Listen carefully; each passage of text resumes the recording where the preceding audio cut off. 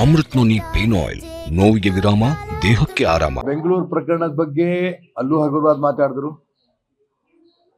ಇಲ್ಲಿ ಹುಬ್ಬಳ್ಳಿ ಪ್ರಕರಣದ ಬಗ್ಗೆನೂ ಕೂಡ ತುಂಬಾ ಬೇಜವಾಬ್ದಾರಿ ಹೇಳಿಕೆಗಳು ಕೊಡ್ತಾ ಇದ್ದಾರೆ.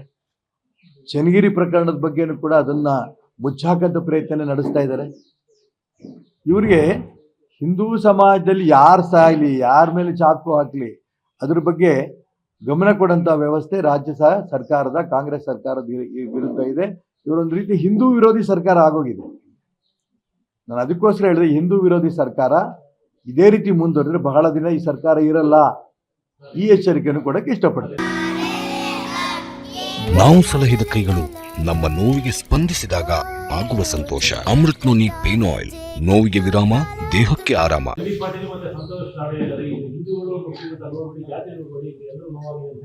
ಹೌದು, ಸಂತೋಷ್ ಲಾಡ್ ಮಗಳಿಗೆ ಹಿಂಗೆ ಆಗಿದ್ರೆ ಏನ್ ಹೇಳ್ತಿದ್ರು? ಸಂತೋಷ್ ಲಾಡ್ ಮಗಳಿಗೆ ಈ ಮುಸಲ್ಮಾನ್ ಗೂಂಡಾಗಳು ಆ ರೀತಿ ಚಾಕು ಹಾಕಿದ್ರು, ಈ ಮಾತು ಹೇಳ್ತಿದ್ನಾ? ಸಂತೋಷ್ ಲಾಡ್ ಹೇಳ್ತಿದ್ರ? ಅವ್ರು ಉತ್ತರ ಕೊಡ್ಲಿ. ಗಂಡೋರ್ ಮನೆ ಹೆಣ್ಮಕ್ಳ ಬಗ್ಗೆ ಹಿಂದೂ ನೋಡ್ಬೇಡಿ, ಮುಸಲ್ಮಾನ್ ನೋಡ್ಬೇಡಿ ಅಂತೀರಿ, ಜಾತಿ ನೋಡ್ಬೇಡಿ ಅಂತೀರಿ.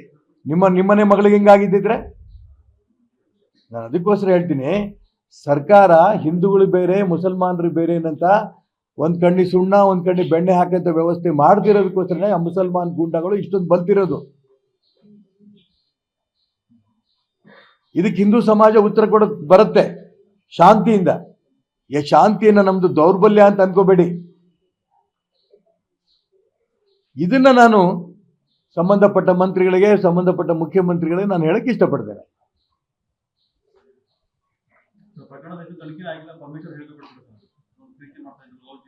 ಇದು ಪರಮೇಶ್ವರ್ ಅವರು ಒಬ್ಬ ಗೃಹ ಮಂತ್ರಿ ಆಗೋದಕ್ಕೆ ಇವರು ನಾನು ಎಷ್ಟು ಮಟ್ಟಿಗೆ ಫಿಟ್ಟು ನನಗೆ ಗೊತ್ತಿಲ್ಲ. ಎಲ್ಲಾ ಕೇಸು ಹೀಗೆ ಮಾಡ್ತಾರೋ, ಇನ್ನು ಎನ್ಕ್ವೈರಿನೇ ಆಗ್ಲಿಕ್ಕಿಲ್ಲ, ಆಗ್ಲೇನೆ ಇವರೇ ಜಡ್ಮೆಂಟ್ ಕೊಟ್ಬಿಡ್ತಾರೆ. ಇದು ಲವ್ ಜಿಹಾದೇ ಅಲ್ಲ. ಇವ್ರಿಗೆ ಇಷ್ಟು ಬೇಜವಾಬ್ದಾರಿ ಯಾಕೆ? ಲವ್ ಜಿಹಾದೇ ಹೌದು ಅಲ್ಲ ಅನ್ನೋ ತೀರ್ಮಾನ ತನಿಖೆ ಮುಖಾಂತರ ಬರುತ್ತೆ ಹೊರಗಡೆ. ಅದಕ್ಕೋಸ್ಕರ ನಾನು ಹೇಳ್ತೀನಿ, ಮುಖ್ಯಮಂತ್ರಿಗಳು, ಗೃಹ ಮಂತ್ರಿಗಳು, ಸಂಬಂಧಪಟ್ಟ ಯಾವುದೇ ಮಂತ್ರಿಗಳು ಇರ್ಬೋದು, ಹೇಳಿಕೆ ಕೊಡ್ಬೇಕಾದ್ರೆ ಜವಾಬ್ದಾರಿಯಿಂದ ಹೇಳಿಕೆ ಕೊಡಬೇಕು. ಮತ್ತೆ ಕೊಲೆ ಆಗಿರೋಂಥ ಸಮಾಜಗಳಿಗೆ, ಹಿಂದೂ ಧರ್ಮದ ವ್ಯಕ್ತಿಗಳಿಗೆ, ಹೌದಪ್ಪ ರಾಜ್ಯ ಸರ್ಕಾರ ಯಾರೋ ಗೂಂಡಾ ಮಾಡೋದ್ರ ಬಗ್ಗೆ ಕಠಿಣ ಕ್ರಮ ತಗೋತಿ ಅನ್ನೋದು ವಿಶ್ವಾಸ ಬರಬೇಕು.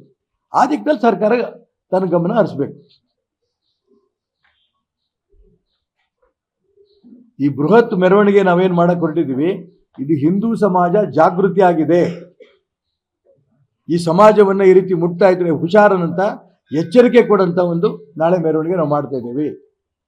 ಎಲ್ಲ ಹಿಂದೂ ಸಮಾಜದ ಬಂಧುಗಳು ಈ ಒಂದು ಕಾರ್ಯಕ್ರಮದಲ್ಲಿ ಬನ್ನಿ, ಮೆರವಣಿಗೆಯಲ್ಲಿ ಭಾಗವಹಿಸಿ ಸರ್ಕಾರಕ್ಕೂ ಎಚ್ಚರಿಕೆ ಕೊಡಬೇಕು. ಗೂಂಡಾಗಿರಿ ಮಾಡ್ತಾ ಇರೋರು ಕೂಡ ಹಿಂದೂ ಸಮಾಜ ಜಾಗೃತಿ ಆಗಿದೆ ಅನ್ನಂತ ಭಾವನೆನೂ ಬರಬೇಕು. ಆ ದಿಕ್ಕಿನಲ್ಲಿ ದೊಡ್ಡ ಮೆರವಣಿಗೆಗಳನ್ನ ನಾವು ಮಾಡ್ತಾ ಇದ್ದೇವೆ. ಯಾರಪ್ಪ ಕೊಡ್ಬೇಕ್ರಿ? ಕೊಲೆ ಮಾಡಿದವನು ಅನುಮತಿ ತಗೊಂಡು ಕೊಲೆ ಮಾಡ್ದನ?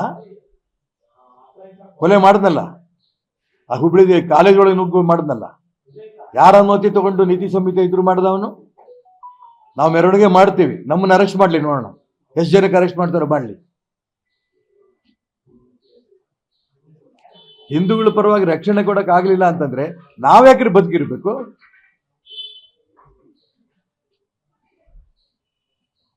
ಕಾಂಗ್ರೆಸ್ನವ್ರು ಮುಸಲ್ಮಾನರ ರಕ್ಷಣೆ ನಿಂತಿರ್ಬೇಕಾರೆ ಇಡೀ ಹಿಂದೂ ಸಮಾಜದ ರಕ್ಷಣೆ ನಮ್ಮ ಕರ್ತವ್ಯ ಇದೆ, ನಾವು ಮಾಡ್ತೇವೆ.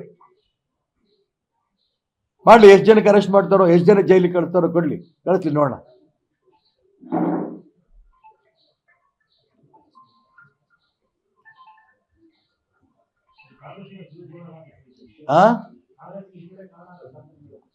ಕಾಂಗ್ರೆಸ್ಸಿಗೆ ಹಿನ್ನಡೆ ಆಗತ್ತೆ, ನಮಗೆಲ್ಲ ಮುನ್ನಡೆ ಆಗತ್ತೆ. ನಾನು ಹಿನ್ನಡೆ ಮುನ್ನಡೆ ರಾಜಕೀಯವಾಗಿ ಚಿಂತೆ ಮಾಡಕ್ಕೆ ಇಷ್ಟಪಡಲ್ಲ. ಇದನ್ನ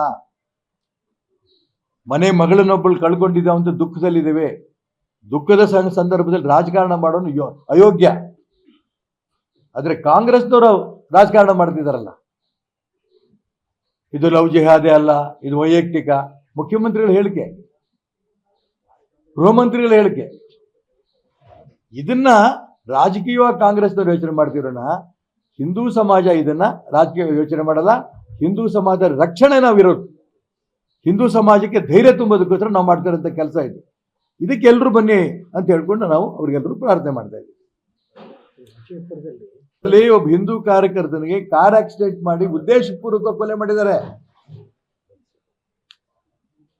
ಇದನ್ನೆಲ್ಲವನ್ನು ಮುಖ್ಯಮಂತ್ರಿಗಳು, ಗೃಹ ಮಂತ್ರಿಗಳು ಗಮನಿಸಬೇಕು.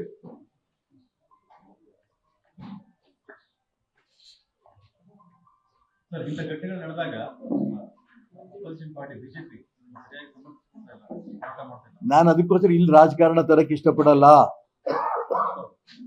ಕಾಂಗ್ರೆಸ್ನವರು ಇದನ್ನ ದುರುಪಯೋಗ ಮಾಡ್ಕೋತಿದ್ದಾರೆ. ಇದ್ರಲ್ಲಿ ಯಾವ ಅನುಮಾನನೂ ಇಲ್ಲ. ಮುಸಲ್ಮಾನ್ ಓಟ್ಗೋಸ್ಕರ ನಾನು ಬಿಜೆಪಿ ಏನ್ ಮಾಡ್ತಾ ಇದೆ, ಇನ್ನೊಂದು ಪಾರ್ಟಿ ಏನ್ ಮಾಡ್ತಾ ಇದೆ ನಾನು ಹೇಳಕ್ಕೆ ಇಷ್ಟಪಡಲ್ಲ. ಶಕ್ತಿ ಮೀರಿ ಅವ್ರ ಪ್ರಯತ್ನ ನಡೆಸ್ತಾ ಇದ್ದಾರೆ.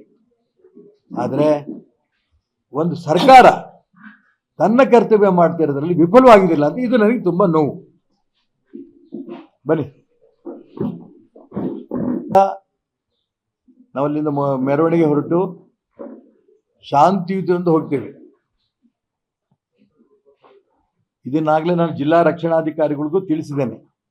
ನಮ್ಮ ಕಚೇರಿಯಿಂದ ಅವರಿಗೆ ಅನುಮತಿಗೋಸ್ಕರ ಪತ್ರವನ್ನು ಕೂಡ ಕಳಿಸಿದ್ದೇನೆ. ನೀವು ಕಳಿಸಿ, ನಾನು ಗಮನಿಸ್ತೇನೆ, ಅವಕಾಶ ಮಾಡಿಕೊಡ್ತೀನಿ ಅನ್ನೋಂಥ ಅಂಶವನ್ನು ಕೂಡ SP ಹೇಳಿದ್ದಾರೆ. ಈ ಹೇಳಿದ್ರೂ ಕೂಡ ಅಕಸ್ಮಾತ್ ನೀವೇನೋ ಹೇಳಿದ್ರಲ್ಲ, ಪರ್ಮಿಷನ್ ಕೊಡಲಿಲ್ಲ ಅಂದರೆ ಪರ್ಮಿಷನ್ ತಗೊಳೋದು ಗೊತ್ತು. ಅಕಸ್ಮಾತ್ ಪರ್ಮಿಷನ್ ಇಲ್ಲ ಅಂದರೆ ನಾವಂತೂ ಹಿಂದೂ ಸಮಾಜ ರಕ್ಷಣೆಗೆ ಹೋಗ್ತೀವಿ. ಅವ್ರು ಎಷ್ಟು ಜನಕ್ಕೆ ಅರೆಸ್ಟ್ ಮಾಡ್ತಾರೋ ಅರೆಸ್ಟ್ ಮಾಡಿ ನೋಡೋಣ. ಮೆಗಾನ್ ಹಾಸ್ಪಿಟ್ಲಿಗೆ ಹೋಗಿ ಆ ಚನ್ನಗಿರಿ ಹುಡುಗ ಆಸ್ಪತ್ರೆಗೆ ನೋಡ್ತೀನಿ. ಅಕಸ್ಮಾತ್ ಈಗ ಆಗಲಿಲ್ಲ ಅಂದರೆ ಸ್ಕ್ರೂಟಿನಿಗೆ ಹೋಗ್ಬೇಕು, ಆಗಲಿಲ್ಲ ಅಂದರೆ ಆಮೇಲೆ ಬಂದು ನೋಡ್ತೀನಿ. ಮೆಗಾನ್ ಹಾಸ್ಪಿಟ್ಲಿಗೆ ನಡೀತಾ ಇದೆ. ಒಂದಲ್ಲ, ನೆನೆ ಶಿಕಾರಿಪುರದ ದೊಡ್ಡ ಸಮಾವೇಶಗಳಾದವು. ತಮಿಳದೊಂದು ಸಮಾವೇಶ ಭದ್ರಾವತಿಯಲ್ಲಿ ಆಗ್ತಾ ಇದೆ. ನಾಳೆ ಬೆಳಿಗ್ಗೆ ಇನ್ನೊಂದು ಸಮಾವೇಶ ಆಗ್ತಾ ಇದೆ. ಜಿಲ್ಲೆಯ ಎಲ್ಲಾ ಭಾಗದಲ್ಲೂ ಸಮಾವೇಶಗಳು ಆಗ್ತಾ ಇದೆ. ಎಲ್ಲಾ ಸಮಾಜದ್ದು ಆಗ್ತಾ ಇದೆ. ಬೇರೆ ಯಾರು ಆಕ್ಟಿವಿಟೀಸ್ ಇಲ್ಲ. ಶಿವಮೊಗ್ಗ ಲೋಕಸಭಾ ಕ್ಷೇತ್ರದಲ್ಲಿ ಗೊತ್ತಿಲ್ಲ ನನಗೆ, ಪ್ರತಿ ಮನೇನೂ ಕೂಡ ನಮ್ಮ ಕಾರ್ಯಕರ್ತರು ಈಗಾಗಲೇ ಮುಟ್ಟಿದ್ದಾರೆ. ಈ ಒಂದು ಪಕ್ಷೇತರವಾಗಿ ಸ್ಪರ್ಧೆ ಮಾಡಿದಂಥ ಈಶ್ವರಪ್ಪನವರು ಹಿಂದುತ್ವಕ್ಕೋಸ್ಕರ ಹೋರಾಟ ಮಾಡ್ತಿರೋರು, ಅವರಿಗೆ ಖಂಡಿತ ನಾವು ಬೆಂಬಲ ಕೊಡಬೇಕು ಅನ್ನೋಂಥ ಭಾವನೆ ಇಡೀ ಲೋಕಸಭಾ ಕ್ಷೇತ್ರದಲ್ಲಿ ಎಲ್ಲರದ್ದು ಇದೆ. ಇದು ತುಂಬಾ ಸಂತೋಷ. ನಿರೀಕ್ಷೆಗೆ ಮೀರಿ ನಮಗೆ ಬೆಂಬಲ ಸಿಗ್ತಾ ಇದೆ ಇಡೀ ಹಿಂದೂ ಸಮಾಜಕ್ಕೆ.